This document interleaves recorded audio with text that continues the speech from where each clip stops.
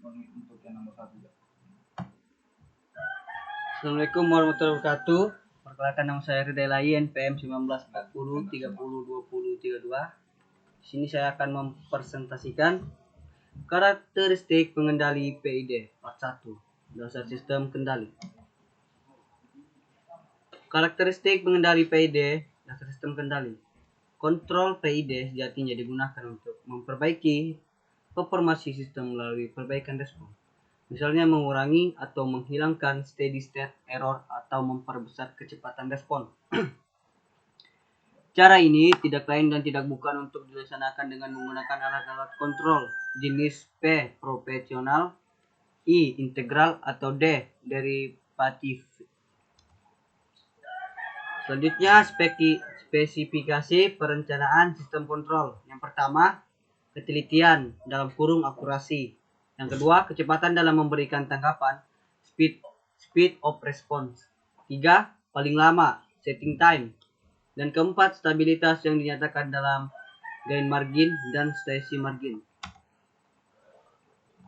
Jika sebuah sistem stabil dan hanya memerlukan perbaikan respon, maka yang dilakukan adalah yang pertama, PID controller, yaitu menggunakan alat-alat kontrol PID yang mengcovernya. Kedua, teknik kompensasi. Jika terjadi ketidakstabilan, untuk memperbaiki respon tersebut, maka sistem ditambahkan peralatan kompensasi. Peralatan ini mampu memodifikasi penguatan dan sudut pasang agar tidak menghasilkan perbaikan terhadap gain margin dan fase margin. Dengan demikian, dapat disimpulkan bahwa perbaikan sistem kontrol dilakukan dengan dua cara, yaitu menggunakan controller dan teknik kompensasi.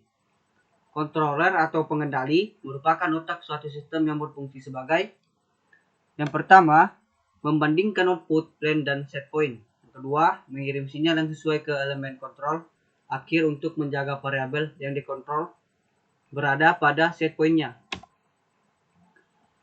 Selanjutnya, final control element. Pada final control element, secara umum dibagi menjadi dua, yaitu yang pertama, final control element untuk pengendalian on-off, contohnya solenoid valve, heating element, electrical contractor, dan lainnya. Yang kedua, final control element untuk pengendalian continue, contohnya control valve dan lainnya, dengan menggunakan pengendali P, PI, PD, dan PID. Kontrol valve harus secara kontinu mengendalikan manipulasi variabel agar variabel proses selalu tetap sama dengan set point. Jenis pengendali ini biasa digunakan pada sistem pengendalian proses. Selanjutnya, untuk itu ada beberapa jenis pengendalian atau controller. Yang pertama, controller dua posisi atau sering dikenal dengan on-off controller. Controller proporsional atau P controller. Yang ketiga, controller integral atau I controller. Yang keempat, controller proporsional integral atau PI controller. Yang kelima, PD controller. Dan keenam, PID controller. Ya, selanjutnya 1. Kontrol dua posisi on-off controller. Pengendalian on-off hanya bekerja pada dua posisi, yaitu on dan off. Seperti pada gambar yang ada di dalam materi. Yang pertama itu diagram blok on-off controller dengan diferensial GAP. Yang kedua, diagram blok on-off controller. Pada diagram blok on-off controller terdapat gambar tanpa dan dengan diferensial GAP, di mana diferensial GAP merupakan daerah nilai sinyal kesalahan penggerak atau error antara posisi on dan posisi off, yang digunakan untuk mencegah operasi mekanisme on-off yang di luar kontrol. Ya, lanjut di gambar ketiga. Hasil pengendalian on-off pada grafik kerja menyebabkan variabel proses yang bergelombang tidak pernah konstan. On-off controller dapat menjalankan suatu device pengoreksi apabila terdapat suatu sinyal error dan mematikannya apabila sinyal errornya sudah hilang. Lanjut. Selain itu, on-off controller banyak digunakan pada sistem pengendali. Sederhananya, karena harga yang relatif murah. Namun, tidak semua proses dapat dikendalikan secara on-off, karena banyak operasi yang tidak dapat mentolerir fluktuasi variabel proses pada kerja controller ini. Salah satu pengontrol on-off yang sering digunakan adalah relay, serta contoh on-off controller ini dapat diterapkan pada pengendalian suhu pada setrika serta pompa air otomatis. Yang kedua, proportional controller atau P. Proportional controller menghasilkan output atau keluaran yang sebanding dengan besarnya input atau masukan. Bentuk fungsi transfer dari controller ini dapat dilihat pada gambar berikut. Seperti yang terdapat di gambar, unit kontrol P adalah unit kontrol yang paling banyak digunakan baik tersendiri dalam bentuk pengendali P only maupun dalam kombinasi dengan mode integral dan diferensial. Pada fungsi transfer dan diagram blok terdapat KP atau proportional gain pada sistem kontrol ini. Cara kerja proportional controller dapat diamati pada grafik di mana output selalu mengikuti input secara proporsional. Naik turunnya input diikuti secara langsung oleh output dan besarnya selalu sama dengan input dikalikan dengan gain. Karakteristik dari proportional controller adalah jika nilai KP, kontrol hanya mampu mengoreksi kesalahan yang kecil sehingga menghasilkan respon sistem yang lambat. Jika KP dinaikkan, respon sistem akan menunjukkan semakin cepat mencapai keadaan steady state errornya. Namun jika KP diperbesar secara berlebihan mengakibatkan sistem ini tidak stabil atau respon sistem akan terus berosilasi. Ketika proportional controller gagal menjalankan sistem secara sempurna, sehingga perlu dicari alternatif untuk mengatasi kekurangan pengendali proporsional tersebut. Kekurangan yang terjadi pada kontrol proporsional karena sistem ini selalu membutuhkan error untuk menghasilkan output. Oleh karena itu, untuk menghilangkan kekurangan kontrol proporsional tersebut, diperlukan pengendali lain yang dapat menghasilkan output lebih besar atau lebih kecil pada saat error input sama dengan 0. Karakteristik ini hanya dimiliki oleh pengendali integral. Yang ketiga, integral controller dalam kurung I. Karakteristik dari integral controller ini merupakan karakteristik unik integrator.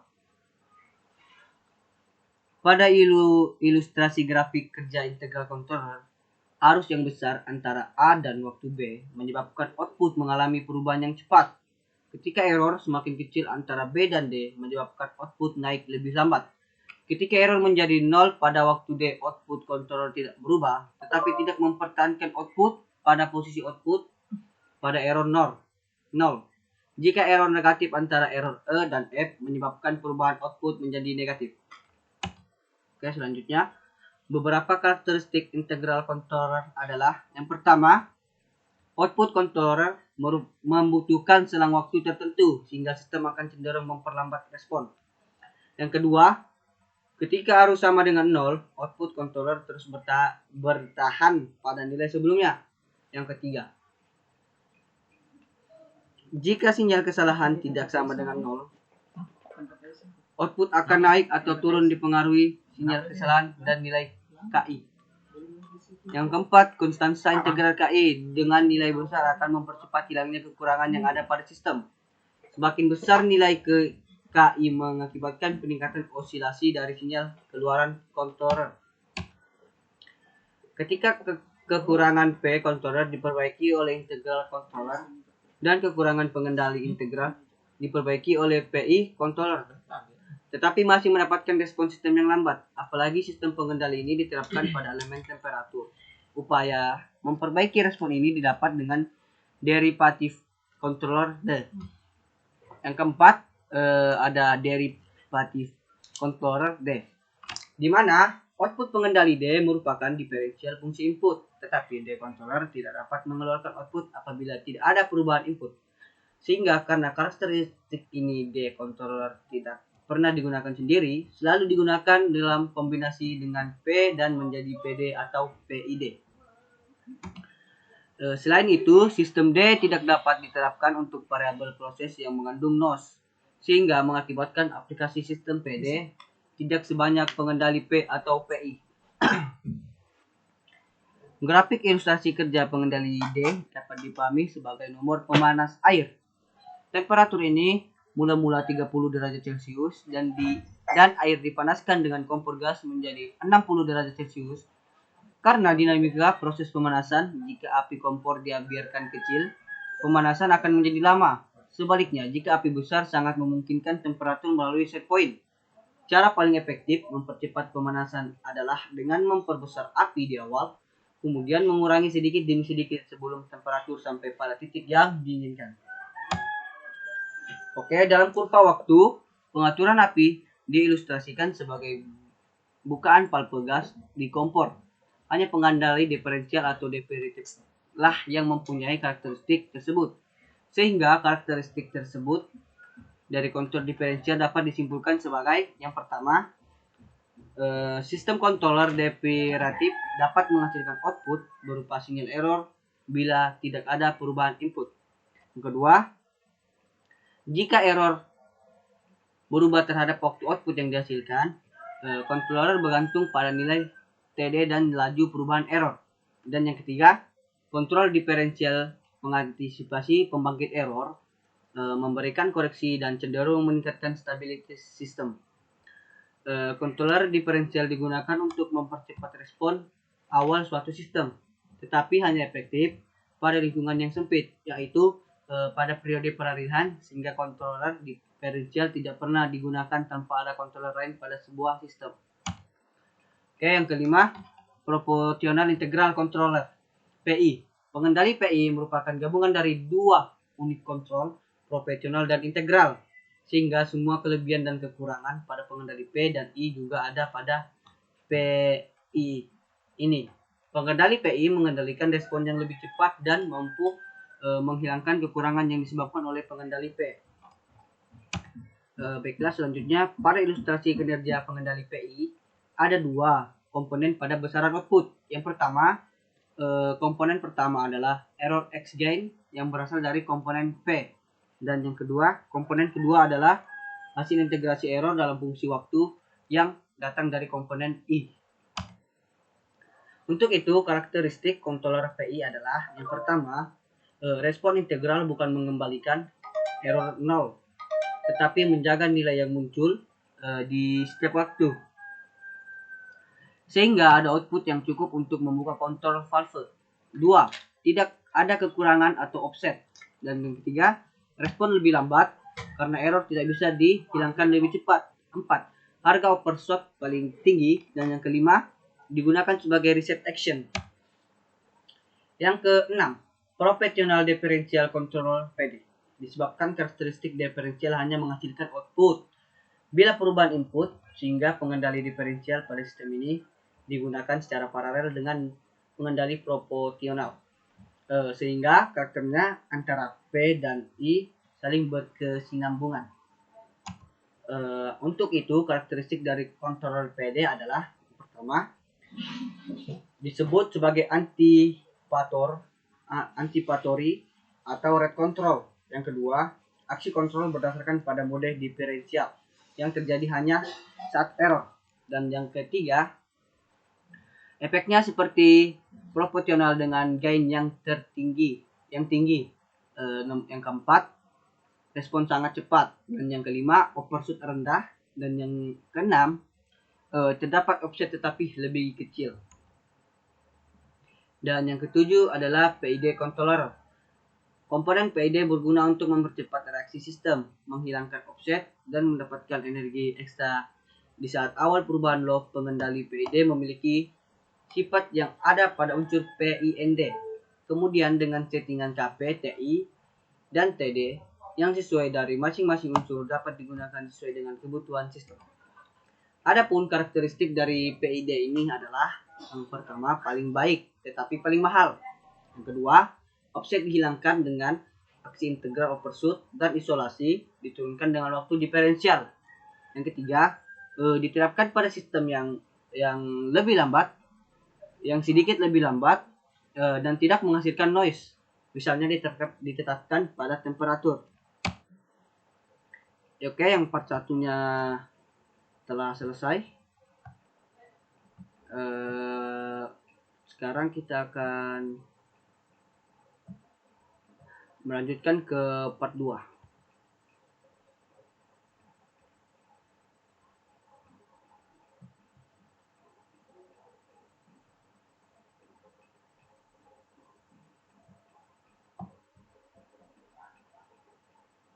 Oke, yang kedua, karakteristik pengendali PID part 2, dasar sistem kendali.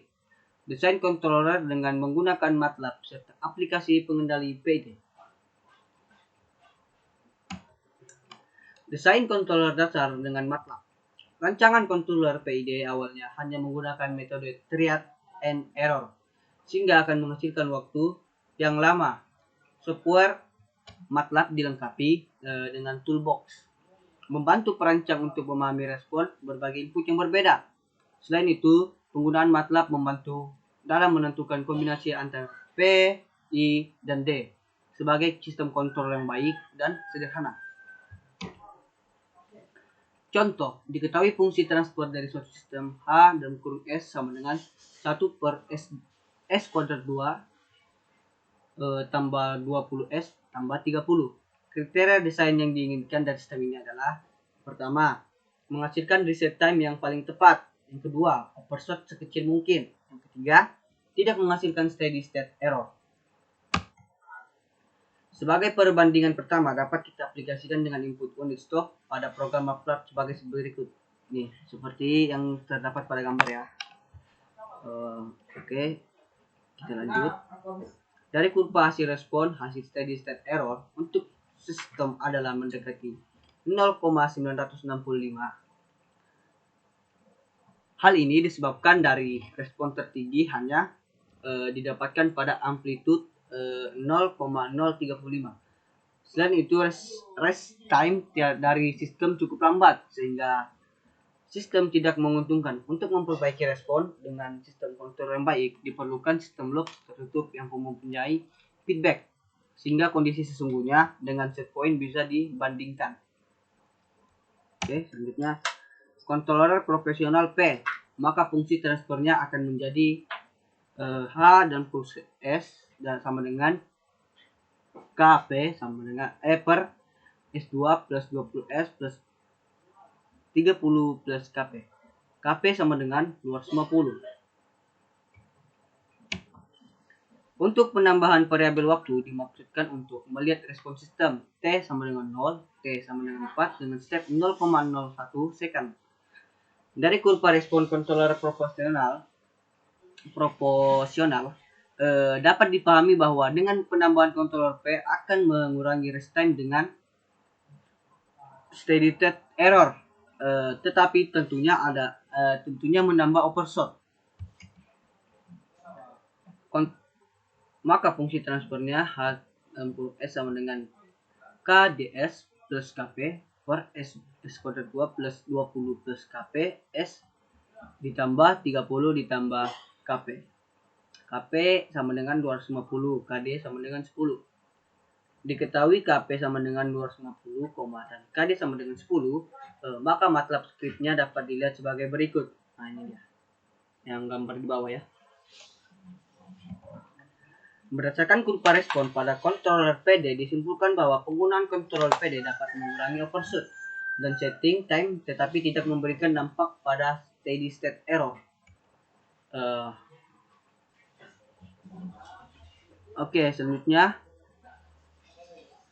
H per S sama dengan KPS plus K1 S kuadrat 3 plus 20 S kuadrat 2 ditambah 30 ditambah KD dalam kurung S plus KI. Dan diketahui KP sama dengan 250 dan KI sama dengan 400. Selanjutnya, controller P dan I memiliki karakteristik yang sama pada rest time dan overshoot. Oleh karena itu, nilai KP harus dikurangi untuk menghindari overshoot yang berlebihan. Nilai KI yang lebih besar dan dari KP karena untuk mentiadakan steady state error. Jika KP lebih besar dari KI, maka steady state error tidak dapat dihilangkan. Pada kurva respon PI, controller rest time menurun dengan overshoot yang kecil serta steady state errornya dapat dihilangkan.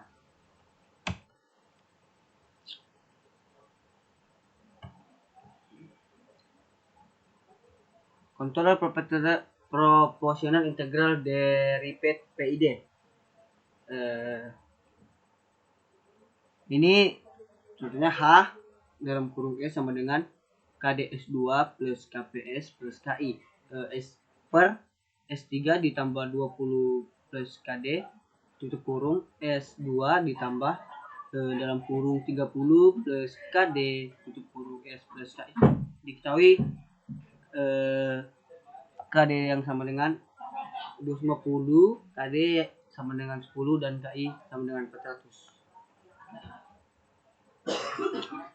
Controller proportional integral derivative PID. Pada kurva respon controller PID sebenarnya kriteria sistem yang diinginkan sudah terpenuhi, yaitu tentunya tidak ada overshoot, rest time-nya cepat, serta tidak ada steady state error. Untuk konstanta KD, KP, dan KI yang diinput pada beberapa script sebelumnya itu sebenarnya dikeluarkan dari trial and error. Sehingga ketika seorang perancang dan perancang yang lainnya atau seorang engineer dengan engineer lainnya itu pastinya akan mendapatkan nilai yang berbeda untuk memenuhi kriteria yang diinginkan. Tips dan trik untuk respon sesuai kriteria. Yang pertama, respon sistem loop terbuka. Contohnya rest time, overshoot atau steady state error. Yang kedua, aplikasikan controller P untuk memperbaiki rest time. Yang ketiga, menambahkan controller D untuk memperbaiki overshoot. Yang keempat, menambahkan controller I untuk menghilangkan steady state error. Yang terakhir, yang kelima, bisa mengkombinasikan konstanta yang ada untuk mendapatkan respon yang diinginkan. Jika sistem memberikan respon yang cukup baik hanya dengan menggunakan controller PI, maka tidak perlu menambahkan controller D dalam sistem. Hal ini bertujuan untuk menghindari sistem lebih kompleks. Aplikasi pengendali PID, DC APR Direct Current Automatic Voltage Regulator, yaitu fungsi mengendalikan tegangan output generator DC agar tetap konstan pada nilai tertentu untuk kondisi tanpa beban maupun saat pembebanan. Performasi sistem yang diinginkan adalah rest time sama dengan 3 detik, overshoot sama dengan 0, dan steady state error sama dengan 0. Diagram blok sistem DC APR dapat diamati pada gambar berikut ini. Nah, seperti gambar ini ya. Oke, kita lanjut. Sistem loop terbuka DC APR dapat dilakukan dengan dua cara. Sistem yang pertama, mengubah sistem fisik menjadi model matematika dalam bentuk persamaan diferensial. Yang kedua, menganalisis data input sistem secara online langsung ke alatnya. Dan cara yang lumayan efektif ketika sudah menggunakan software MATLAB adalah cara yang kedua, karena pengambilan data dilakukan melalui software MATLAB tersebut. Setelah itu, fungsi transfer dapat dianalisis dan ditunjukkan dengan verifikasi data, yaitu membandingkan respon dengan real plan. Jika hasilnya sudah sama, maka fungsi transfer tersebut bisa dijadikan model sistem. Sistem loop tertutup DC APR. Sistem loop tertutup diperlukan untuk mengetahui karakteristik sistem, sehingga dapat ditentukan apakah sistem perlu menggunakan pengendali atau tidak. Jika hasil karakteristik sistem belum sesuai dengan performa yang diinginkan, maka perlu pengendali P, I, dan D. Oke, cukup sekian presentasi dari saya. Kurang dan lebihnya mohon maaf jika ada kesalahan. Di sini kita masih sama-sama belajar, dan semoga ini bermanfaat bagi teman-teman yang menonton. Assalamualaikum warahmatullahi wabarakatuh.